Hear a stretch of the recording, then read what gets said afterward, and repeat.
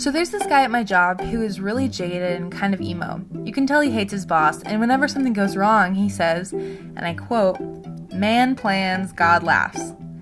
Well, there's no venue where that's truer than the world of interviewing. In my short tenure interviewing musicians for this podcast, I've been reminded of that a lot. I mean, things happen all the time. But I think that's the fun of interviewing personally. It's not like writing. I have no control. I'm just along for the ride, trying my best to be earnest, curious, kind, and maybe a little critical if I feel like it. You know who else is really jaded and literally emo? Today's guest, Audrey Ayers. I tried, y'all. Hey, I'm Riley, and you're listening to the Trans Music Podcast, a show where we explore the art, work, lives, and politics of your favorite trans musicians. Audrey lives in Charlotte, North Carolina, and she used to play lead guitar for the emo rock band, the Mineral Girls.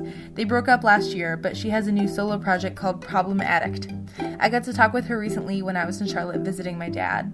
If you thought last week's spiraling conversation about cultural appropriation got a little dark, wait until you hear what we talk about this week.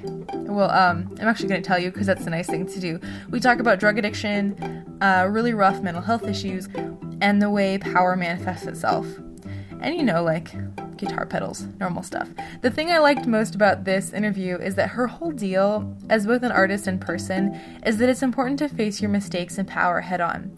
And not in a cheesy, pay lip service to your privileges kind of way. Her band is literally a play on the word problematic, which, as we all know, was the social justice buzzword of the year in 2016. If you're curious, the social justice buzzword of the year in 2018 was accountability. People use that word all the time, like a lot. But what does it mean? What does it look like? These are the mysteries of the universe. This interview is a collaboration with the Durham Beat. If you want to read along with the transcript, see portraits I took of Audrey, and hear music samples, visit the Durham Beat website. I'll put a link to the article in the show notes. Here we go.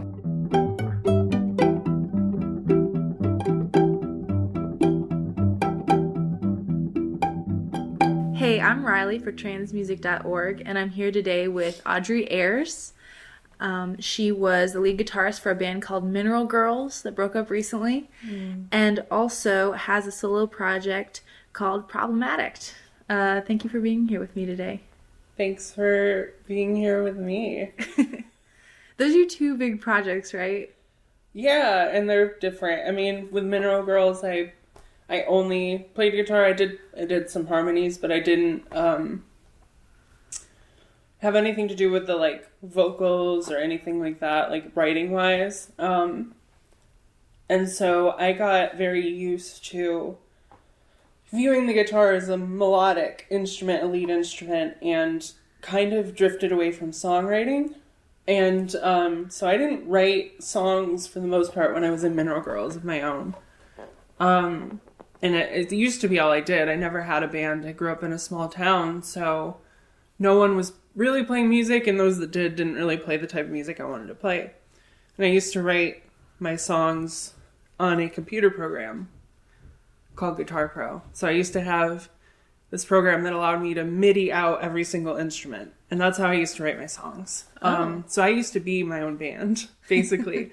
And it was completely new to me when I was in Mineral Girls to be in a collaboration type of environment with people. And so this project, Problem Addict, to tie this together, is me getting back to that. I wrote my first song in almost 2 years, called Stayed in Bed All Weekend, and I put that out in October, and I'm just working on writing an album. So yeah. Was it hard to learn how to collaborate with people if you were the mistress of your own design up until that point? For sure, because like I said, I was so picky. I would teach people, whenever I tried to get a band together, I was always trying to teach people parts, and I think it got annoying for some people because it's all right, well, I'm not having any creative input, and it's not, which I totally get. I have a lot more sympathy for now, being in a collaboration. But with Mineral Girls, it was hard at first because I really wanted to impose ideas that I knew I didn't have the place to.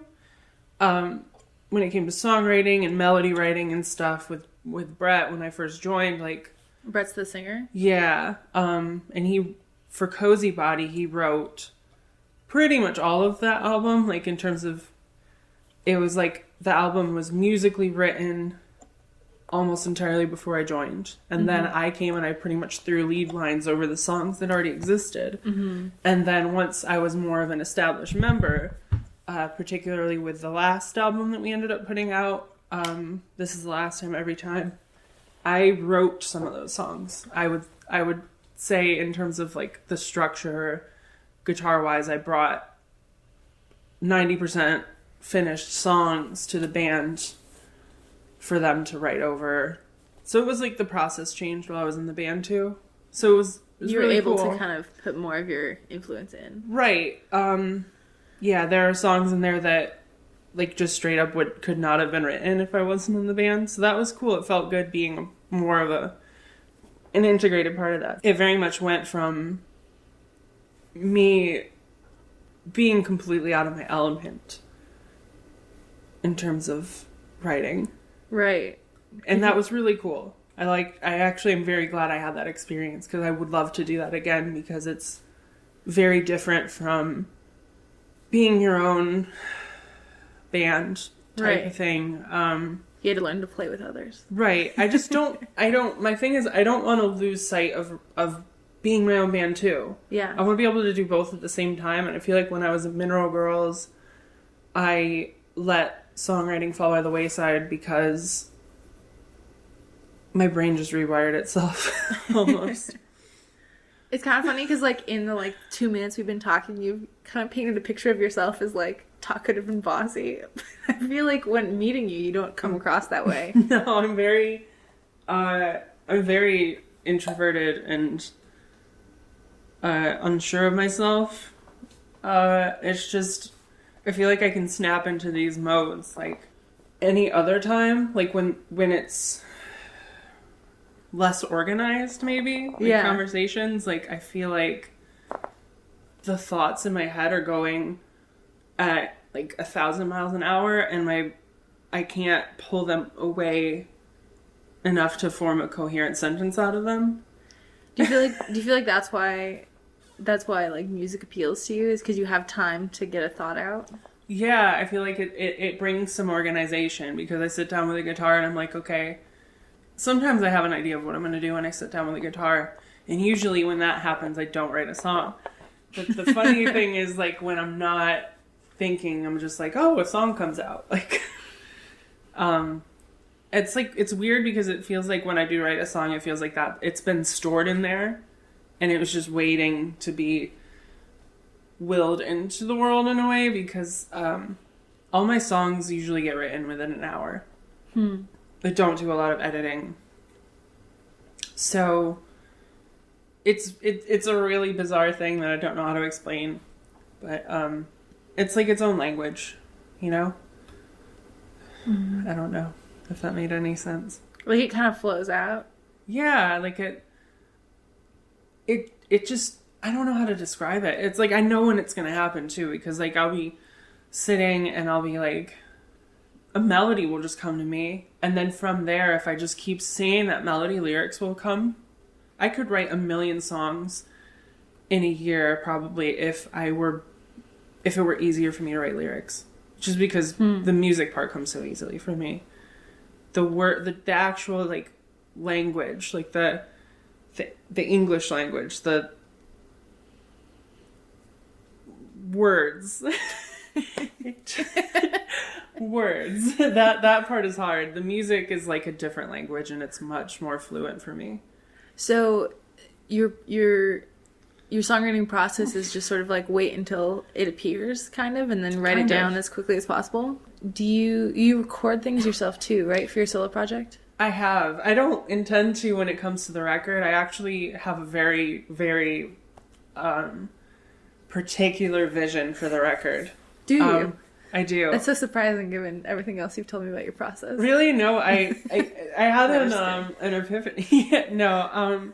So as of right now, anything that I've put out under my own name or under Problem Addict is recorded on my iPhone with the GarageBand app, and I don't use anything other than my iPhone. Like, I have a pair of headphones that don't have a mic so that I can use the mic that's built in to the iPhone. Very particular process, but I've been doing it for years, so I know how to do it so that it sounds like halfway convincing.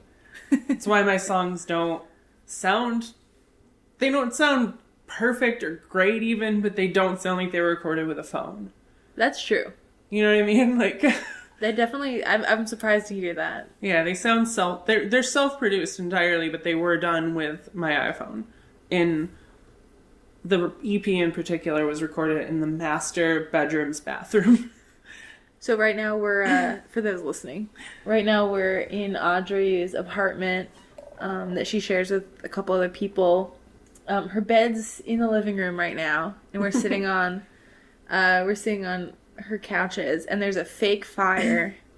There's like a fake fireplace, but it's not like a fake gas fireplace. It's like, it almost looks like some shadow puppetry, some orange shadow puppetry. Yeah, like one of those fires you'd see in a stage play. Right. Yeah, and I'll put a picture on the website. If that's cool. Important. Do a little like short video clip if you can. Yeah, I'll do a GIF of the fake fireplace. There's a giant... We're gonna fight over the pronunciation of that today. Oh, are we? No. Okay. I'm not gonna make that part of the interview. It's a joke. I care so little about how to pronounce it. I really do. I don't care as much as I used to. I used to be very pedantic as a person. I'm not anymore. What changed? Understanding that pedantry is probably partly rooted to white supremacy. Yeah. If you think about it hard enough, like if you really unravel that thread enough, like I grew up in a very small, mostly white town in upstate New York, population of like a couple of thousand, maybe at most. 2 hours away from any like big city or anything like Buffalo or Rochester. And I don't think people realize it, but like New York is so vast and different than just the city. Right. And so I was in a cultural bubble of just utter bigotry and racism and stuff. And people, I don't think, even realize how racist they are there. And I had a lot of unpacking to do when I came here. I think not being an obnoxious pedant or whatever, it comes from unraveling some of my prejudices. I went back and visited and saw more Confederate flags there than I do here. Yeah. That's... Yeah. But... Anyway. So how old were you when you moved to Charlotte? I moved here when I was 20. Okay, so from a tiny town in upstate New York to Charlotte, North Carolina. Mm-hmm. And that place has a way of stunting your growth as a human being because there's no opportunities. So there's no room for economic or personal growth in various areas. Like, a lot of people are unemployed there because, like, there's, like, 5 major places to work there that'll pay you decently. They're not hiring. Right. Because there's so many people already there. But anyway, like, moving here, I really had to... I've had a lot of growing up to do. Mm-hmm. And I'm almost 26. So I've been here for almost 6 years. A lot of growing has happened. Like, I was just having the thought the other day, like, if I had stayed there, like, how long, if ever, would I have taken me to realize that I'm trans, you know? Mm. Yeah. So you don't know any trans people from your hometown? It's not to say that necessarily, but they're younger by a lot than me. The one I did know who I went to school with passed away of a heroin overdose, but I didn't know they were trans when I grew up there. That really sucks. I'm sorry to hear that. Yeah, it's okay. That's another thing in that area. A lot of people I know who are LGBT there are struggling with hard drugs like that. It's just not a great place to live in that regard. It's like where I came from, and so it's been a very tumultuous 6 years here. Not in a necessarily exclusively bad way. Right. It's been a lot of good. But Charlotte's an interesting place. I grew up is. here. I don't know if you know that. I didn't know that. Yeah. A lot of people have. Yeah, not a lot of people grew up in At Charlotte. this point. But yeah, I grew up in Charlotte, and I would not call it a progressive place, obviously. But there are a lot of different kinds of people here. That's the different thing, though. That's the crazy thing to me, is because to me this is progressive compared to where I came from. Charlotte's messed up in like a really different way. Mm-hmm. I wouldn't say it's progressive, but I was able to progress here. Mm-hmm. When you moved here, like, how did you end up joining Monroe Girls? How did you end up finding a musical community? Okay, yeah. So when I first moved here, I didn't know anyone besides my family. My family moved here first. Oh, okay. I followed them, like basically. Your mom and stuff? Yeah, I knew I wanted to move so I wasn't stuck, but I didn't have a safety net outside of here because all of my family is just in this area now. Mm. And again, I didn't have any economic security there. Like, I didn't get paid more than $100 a paycheck there. Like, I didn't have the ability to even save money there. And I spent almost all of my money on weed, to be honest, because at the end of my time there, I was so fucking depressed. When I first moved here, I spent like 2 months really lonely and not knowing anybody. So I didn't have a job, and I was like browsing Craigslist for jobs, and then I was like, oh, let me look at the music ads.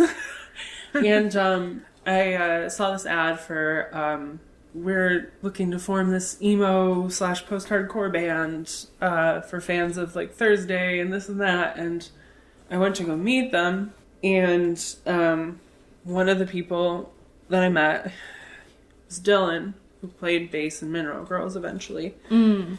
But this was 2013, early 2013 that we met, and we tried to form a project, but it just kept not working out. We would keep trying to collaborate together, but Dylan ended up joining Mineral Girls in like 2014. When I came to the conclusion that I was trans, or the realization or whatever, and it was in like summer of 2014, so like a year and a half of living here. And I remember posting an Against Me song called The Ocean or something, I think is the name. I'm really bad with song titles, but it's like the most explicit song that Laura had written about being trans before she came out as trans. Oh, okay. The like second verse is like, if I could have chosen, I would have been born a woman. And Brett commented on my video share, and he quoted that line, and I was like, same. And he was like, yeah, me too. And so we connected through that like interaction, and I recorded an EP with him that never got released, or I half recorded an EP with him that never got released. And then he was like, the reason it never got finished is because he had to take a pause because they were starting to write Cozy Body. And I was there. Albums, right? Yeah, it's 2015 Mineral Girls album. And so I was there hanging out, and I would be at their band practices and stuff. I just was at a practice one day, and they were writing a song, and it was like, let me play guitar in this song. And they were like, whatever, you can try it. And at the end of that practice, they were like, yeah, you can be in the band now. It's cool. Once I joined, it was like January of 2015. So it took me almost 2 years to be in a band. And music is my absolute like thing that I know I want to try and do in life and pursue, and I'm always going to do that. And it still took me 2 years to find a band, just because how it is sometimes. But I think it's better to wait to find a band than to find a band and then stick with it too long that doesn't work, that doesn't fit. Right. And I honestly always expected myself, whenever I had a band, I expected myself to be a vocalist, to be at least like a co-vocalist. Mm-hmm. I did not expect to fill the role that I did in Mineral Girls, because when I joined Mineral Girls, and I really feel like I can hear this on Cozy Body, I was not a lead guitarist. Like, I did not know what I was doing as a lead guitarist. I didn't even know, I never played with an electric guitar in a live capacity. or even really a recording capacity. I had one, but I never really utilized it. And so I didn't know how to get guitar tones. I didn't know how to do this or that. I was very much fumbling my way through it. And those growing pains are some of the things that I hear in Cozy Body that I think some other people don't. And so when other people are like, Cozy Body is like my favorite Mineral Girls record, I'm like, can't relate. Just can't relate. So like you didn't know how to like use pedals and stuff? No, I had 2 pedals on that record. I didn't know how to get the sounds that I heard in my head. Yeah. So it all just sounds very confused to me. And so if you hear some of those songs live, they're a lot more muscular. They're a lot more like on our, we did like a live album of our last show. And if you were to watch those videos or listen to the live album, like the Cozy Body songs are totally like way more like rock band than dream pop band like they turned out on that record. Just weird. I love that record in some ways, and then in other ways it's like looking at baby pictures in a way, or like adolescence pictures, which is even worse, like puberty pictures. Tween yearbook. It was very much a fake it till you make it thing with me in that band. What are you working on learning right now, like in your musical practice? What's your next skill goal that you want? Okay, so this ties into what I want to do with the record sonically. I had this weird, like, revelation that, like, a lot of my most favorite songs in the world are 90s singer-songwriter pop songs. Like, Natalie Imbruglia's Torn, Where Have All the Cowboys Gone by Paula Cole is one of the best songs I've ever heard in my life. Like, a bunch of Sheryl Crow songs. You know what I'm talking about, like what I'm signaling into. I'm studying those songs, basically. I'm listening to them a lot, and I'm going to pretty much exclusively cover those songs because I want that to bleed into my music, because I really want this record to be like that.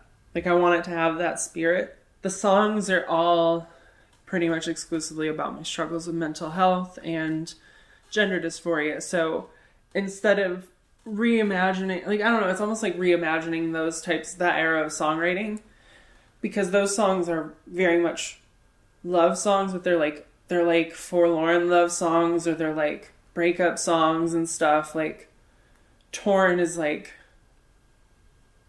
unrequited love almost. Where Have All the Cowboys Gone is like, why do men suck? Like, honestly, if you really think about it, it's like, it's definitely critical of like patriarchal gender roles. I used to think it was celebratory of them, and I was like embarrassed to like that song for a long time, and then I realized no, it's like critical of the patriarchal gender roles that we have. Like, it's, instead of those themes, it's like those songs, but written about blunt experiences with mental health. Like, I'm not in the business with these songs of writing about mental health and my struggles with it in flowery, coded wording. I'm very much like, there's one of the songs I wrote recently is basically me taking my suicidal ideations and treating them like a character. You sent me a song recently, and you were like, "Oh, I wrote a new song. You want to hear it?" And I was like, "Yeah."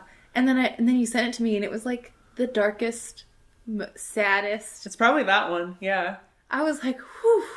Yeah. Whew, man. Like, yeah. It's that one. It's definitely that one. That it could have only been that or Stayed in Bed All Weekend, because no, I think Stayed in Bed All Weekend is also extremely fucking sad. But I think that's partly because when I wrote it, it's very autobiographical. It was at the end of like a 4-day streak of me just spending most of the day in bed.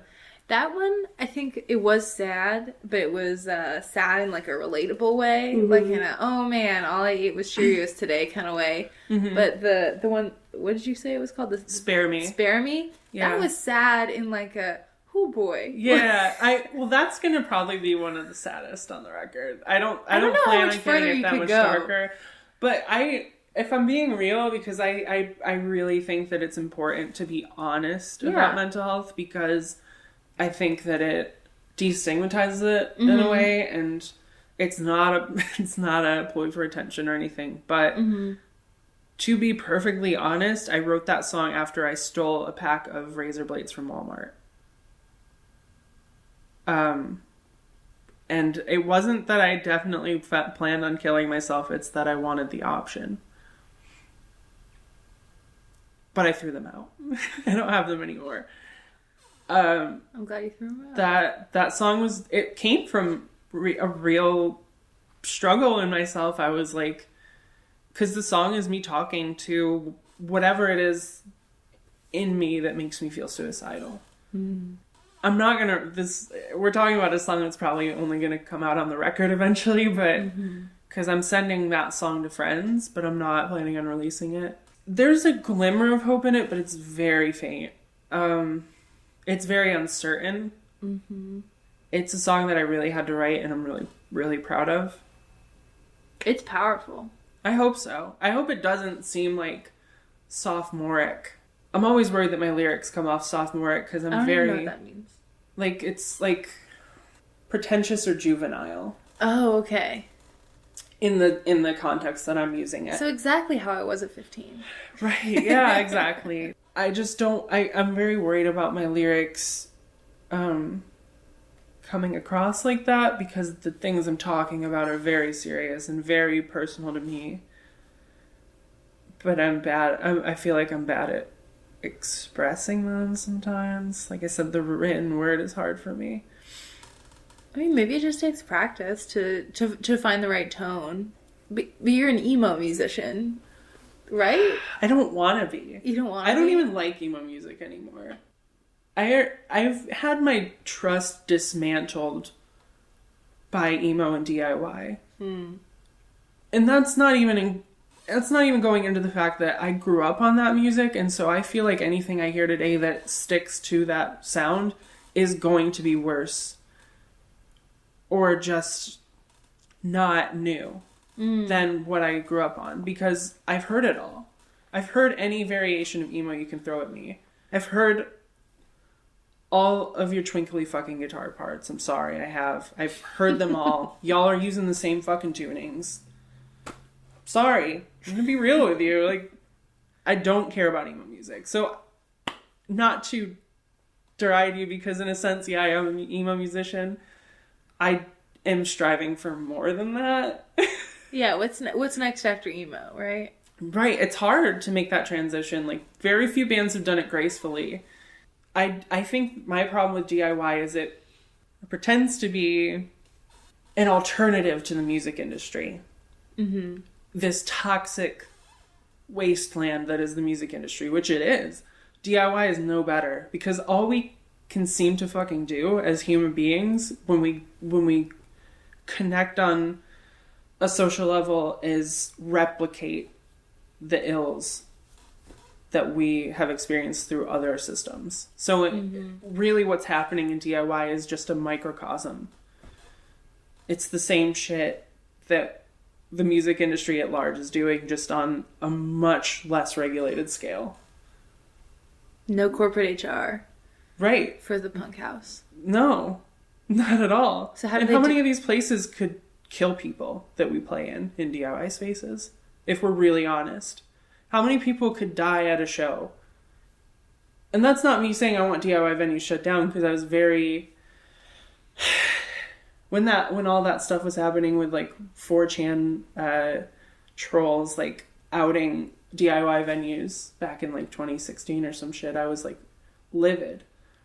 But there's truth to that. There's truth to the fact that we claim that we have safe spaces, but these places are fucking fire hazards.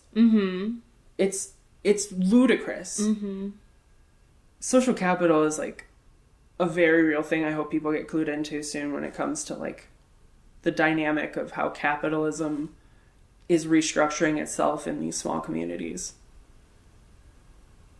That's the best, like it's, I feel like I'm giving you a piece of a puzzle rather than trying to tell you what the image the puzzle makes is. think about social capital. Like, really think about it. It's freaks hard. me out. It's freaky and it's hard because often people who are in activist communities, music communities, a lot of anti-establishment organizational work, whether that's like fun art stuff or, you know, political stuff or whatever, people accumulate power for different reasons. Mm-hmm. I don't know that that's necessarily bad. I mean, I don't know. I think sometimes the only way to get something done is if you know a lot of people, but it does give people power over other people that isn't as straightforward as this is my boss, or, you know, this is someone with more money than me or something. Those are more straightforward. But having someone who 35 people in your small town like a lot is still power.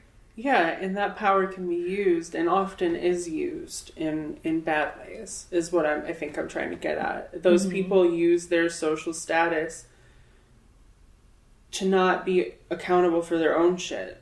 Because everyone has something to be accountable for, I promise you. Everybody hurts people. But when you're like the pillar of a scene, the way that you hurt people, you like the weapons you have are bigger. Yeah. What's a better way of organizing things?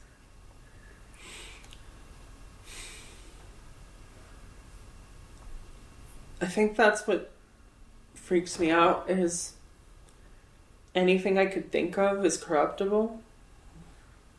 Because all I can think, and this is funny to say given what we're saying, but or what we're talking about, but it does feel like we as human beings only know how to do versions of what we've already done. Sure. In a way. Well, I mean, you gotta start somewhere. Yeah.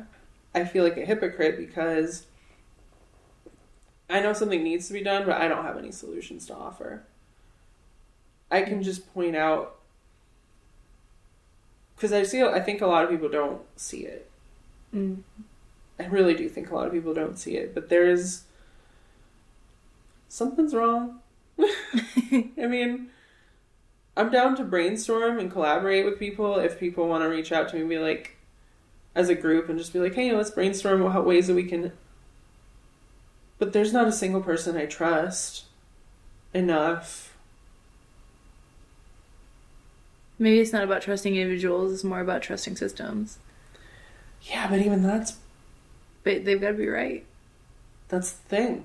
And because I don't trust the systems in our government right now. I don't trust the checks and balances in our government right now. I think that they're very corruptible. They are corrupted. That's why I struggle with people. Because it starts with the individual. And none of us are perfect. We're all corruptible. But I also think that we're all corruptible, but violence isn't final. Like, we are all also capable of growth and positive change. We have to be honest with ourselves and others about the wrongs that we've done. And I don't think a lot of people are ready to. Yeah. That's true. How many people do you think are hiding something about themselves because they're afraid of being ostracized right now? I mean, I think everyone has stuff like that. Mm-hmm. I'm really all in my head. Yeah, I could tell. You know what I mean? Like, I think most of the day away.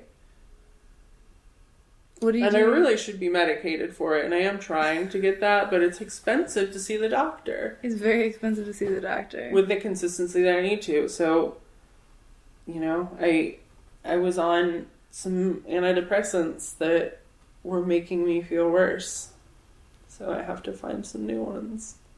I think that what will stop this record from coming out next year, if it doesn't come out next year, is prioritizing my mental and physical health.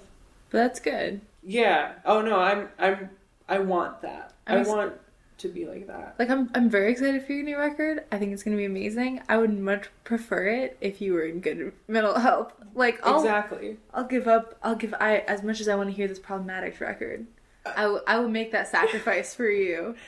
I appreciate that. I mean, I think that this, if anything, this interview could be used to hold me accountable for that, because I have a lot to do to get better.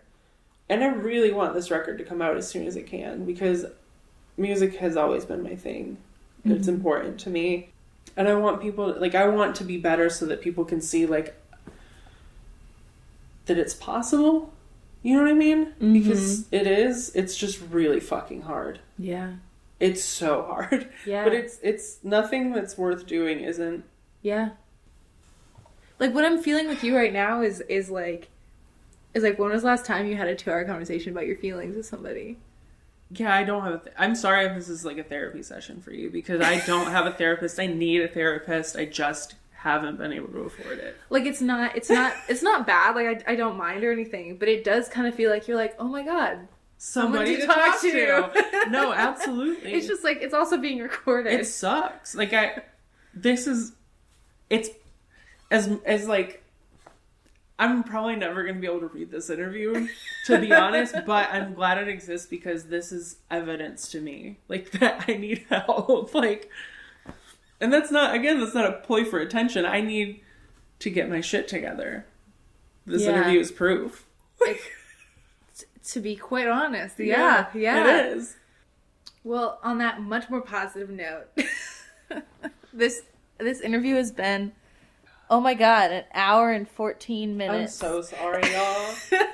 I'm really sorry. No, I wanted this to be really good. And it was good. It was good, but not in the way that I wanted it to be. You know what? You don't get to decide how conversations go. I don't. That's something I'm learning as an interviewer. I can have all the questions I want. I have no idea where they're going to go, and they're usually going to go opposite of the direction I'm trying to steer it. And that's okay. It's not my car, you know? Yeah. It's your car. It's a self-driving car. I'm just sitting there. But thank you for talking to me. Yeah, thanks for talking with me. And yeah, that's all I'm going to say, because this needs to end.